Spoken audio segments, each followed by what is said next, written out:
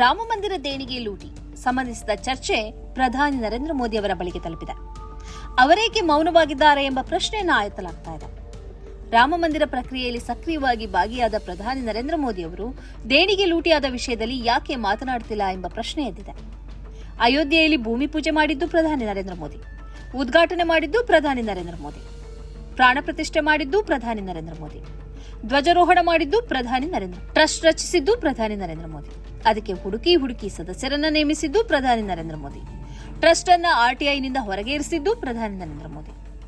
ಆದರೆ ಇದೀಗ ಇಷ್ಟೊಂದು ದೊಡ್ಡ ಪ್ರಮಾಣದಲ್ಲಿ ದೇಣಿಗೆ ಚೋರಿ ಆಗಿದ್ರು ಅವರೇಕೆ ಮಾತಾಡ್ತಾ ಇಲ್ಲ, ಅವರೇಕೆ ಹೊಣೆಗಾರಿಕೆ ವಹಿಸಿಕೊಳ್ತಿಲ್ಲ ಎಂಬ ಪ್ರಶ್ನೆ ಚರ್ಚೆಗೆ ಒಳಗ. ಈ ಬಗ್ಗೆ ಕಾಂಗ್ರೆಸ್ ವಕ್ತಾರೆ ಸುಪ್ರಿಯಾ ಶ್ರೀನಾಥ್ ಮಾತನಾಡಿದ್ದಾರೆ. भूमि पूजन किसने किया? नरेंद्र मोदी ने। उद्घाटन किसने किया? नरेंद्र मोदी ने। प्राण प्रतिष्ठा किसने की? नरेंद्र मोदी ने। ध्वजारोहण किसने किया? नरेंद्र मोदी ने।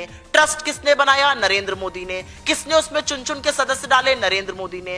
ट्रस्ट को आरटीआई से बाहर किसने किया? नरेंद्र मोदी ने। तो अब जब चंदा चोरी हो रही है, जब आस्था पर प्रहार हो रहा है, तो आप चुप कैसे रह सकते हैं? आप बनने चले हिंदुत्व के ठेकेदार, आप धर्म के साथ विश्वासघात कर रहे हैं, ये धोखा है और आप धोखेबाज है धर्म के। ಒಂದು ಕಡೆ ಟ್ರಸ್ಟ್ ಕಾರ್ಯದರ್ಶಿ ಮತ್ತು ವಿಶ್ವ ಹಿಂದೂ ಪರಿಷತ್ನ ರಾಷ್ಟ್ರೀಯ ಪ್ರಧಾನ ಕಾರ್ಯದರ್ಶಿಯಾಗಿದ್ದ ಚಂಪತ್ ರಾಯ್ ಅವರು ಟ್ರಸ್ಟ್ ಸ್ಥಾನಕ್ಕೆ ರಾಜೀನಾಮೆ ನೀಡಿದ್ದಾರೆ.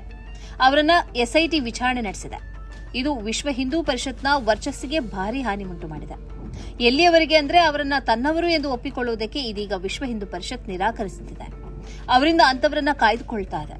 ಈ ಬಗ್ಗೆ ವಿಶ್ವ ಹಿಂದೂ ಪರಿಷತ್ನ ಅಂತಾರಾಷ್ಟ್ರೀಯ ಅಧ್ಯಕ್ಷ ಅಲೋಕ್ ಕುಮಾರ್ ಅವರು ಮಾಧ್ಯಮದ ಪ್ರಶ್ನೆಗೆ ಅಂಜುತ್ತಲೇ ಉತ್ತರಿಸಿದ್ದಾರೆ. I am distancing myself with the actions of Shri Champat Rai in his capacity as the General Secretary of the Ram Janmabhoomi Tirtha Kshetra. Okay, you're making a big admission. You're distancing yourself from the activities of Champat Rai, but do you concede that the VHP, as you yourself are admitting, has been involved with this movement from decades? Therefore, when things go wrong, the VHP must take accountability. ಕೋಟ್ಯಾಂತರ ರೂಪಾಯಿ ಕಳ್ಳತನದಲ್ಲಿ ಬಡ ಕಾರ್ಮಿಕರು ಮಾತ್ರ ಭಾಗಿಯಾಗುವುದಕ್ಕೆ ಸಾಧ್ಯವಿಲ್ಲ. ಅಷ್ಟೊಂದು ದೊಡ್ಡ ಮೊತ್ತವನ್ನ ಕಳ್ಳತನ ಮಾಡಿರುವುದರಿಂದ ಅದನ್ನ ಪತ್ತೆ ಹಚ್ಚಿ ಎಂದು ಅನೇಕರು ಒತ್ತಾಯಿಸುತ್ತಿದ್ದಾರೆ. ಖ್ಯಾತ ನ್ಯಾಯವಾದಿ ಪ್ರಶಾಂತ್ ಭೂಷಣ್ ಕೂಡ ಈ ಬಗ್ಗೆ ಧ್ವನಿ ಎತ್ತಿದ್ದಾರೆ.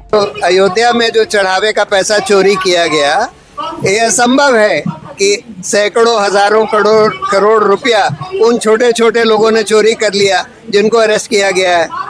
ये तो जो उस ट्रस्ट के जो चेयरमैन थे चंपत राय, या जिन्होंने उनको ट्रस्ट का चेयरमैन बनाया था यानी मोदी, जब तक पैसा इन लोगों के पास ना जाए तब तक कोई मान ही नहीं सकता कि सैकड़ों हजारों करोड़ रुपया इसका अयोध्या का चोरी हो गया, हजारों करोड़ रुपया, और ये छोटे छोटे लोगों ने चोरी कर लिया. ರಾಮಮಂದಿರ ದೇಣಿಗೆ ಕಳವು ಪ್ರಕರಣ ನಿಧಾನಕ್ಕೆ ಕಾರ್ಮಿಕರಿಂದ ದೊಡ್ಡ ದೊಡ್ಡ ಕುಳಗಳ ಸುತ್ತ ಬರ್ತಾ ಇದೆ. ಜನರು ಅನುಮಾನದಲ್ಲಿದ್ದಾರೆ.